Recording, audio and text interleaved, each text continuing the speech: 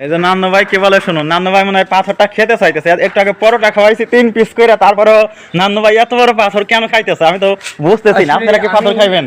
পাথর খাইবেন? আমি বলি ভাই কি পাথর খাইবেন? পাথরটা নিয়ে গেলে ভালো হতো। আচ্ছা, যদি এই যে অলস ভাবে পড়ে আছে বিড়াল বাবু, যে এসবের কিছুই বোঝে না, আমরা যেটা নিয়ে এত ঘ্যানর ঘ্যানর প্যানর প্যানর করছি, সে কিন্তু মায়া মায়া চাউনিতে আমার দিকে তাকিয়ে আছে, বলতেছে তোরা পাথর নিয়ে তো কি গল্প স্বল্প করস। ওর কিন্তু এসবের কোনো ধান্দা নেই, ওর দুটো খাওয়া পেলেই কিন্তু ও শুয়ে থাকে নিশ্চুপ ভাবে। কিন্তু আমাদের হলো পাথর নিয়ে গবেষণা করার অনেক কাজ রয়ে গেছে। এই যে মাশাআল্লাহ অনেক বড় পাথর, অনেক ওজনদার পাথর।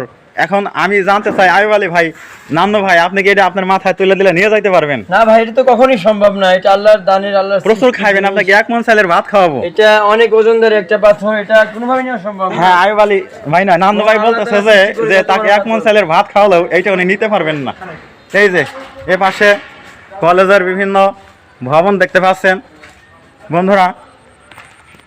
একটা জলাশয় আমি এখানে দেখতে পাচ্ছি, পানিটা মোটামুটি ভালো। ওই যে ওইদিকে একটা ভবন, আর ওই যে ওইদিকে একটা ভবনের কিন্তু নির্মাণ কাজ চলছে, আর এখানে একটা বড় ভবন রয়েছে, আর ওদিকে টিন শেড একটা গৃহ রয়েছে। সব মিলিয়ে কিন্তু পঞ্চগড় সরকারি মহিলা কলেজটা অনেক বড়। মাঝখানে ওই যে বিশাল আকারের আম গাছ এই পুরো মাঠের সৌন্দর্য বর্ধনের কাজ করে যাচ্ছে। তো সব কিছু দেখার জন্য, আপনারা বোঝার জন্য যে কোনো দিন এখানে আসতে পারেন। সপ্তাহের 7 দিনই মনে খোলা থাকে, তাই না? হ্যাঁ, 7 দিনের যে কোনো দিন আপনারা এখানে আসলে কিভাবে আসবেন সেটা আমি বলছি। যে ঢাকা থেকে যদি আসেন ট্রেনে অথবা বাসে, যেভাবে আসুন না কেন, পঞ্চগড় শহরে আসতে হবে।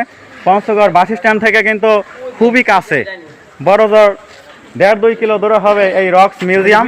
এই যে উপরে এখানে রক্স মিউজিয়াম কথাটা স্থাপিত 1 মার্চ 1997 খ্রিস্টাব্দ, সরকারি মহিলা কলেজ পঞ্চগড়।